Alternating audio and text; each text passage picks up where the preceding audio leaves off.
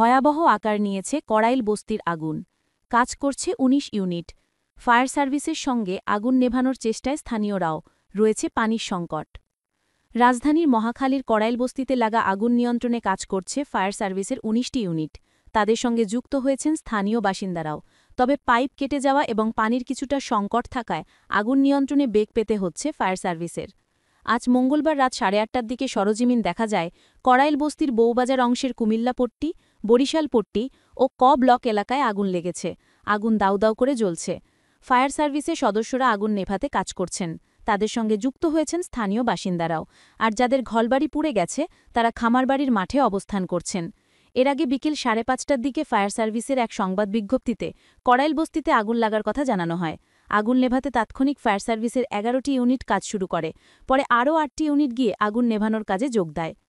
Fire সার্ভিসের operation ও maintenance বিভাগের পরিচালক লেফটেন্যান্ট কর্নেল মোহাম্মদ তাজুল ইসলাম চৌধুরী সাংবাদিকদের বলেন, আগুন নিয়ন্ত্রণের 19টি ইউনিট নিয়ে কাজ করছি। মাঝে মধ্যে পাইপ কেটে যাচ্ছে, ফলে পুরো সক্ষমতা নিয়ে কাজ করা সম্ভব হচ্ছে না। চেষ্টা করে যাচ্ছি।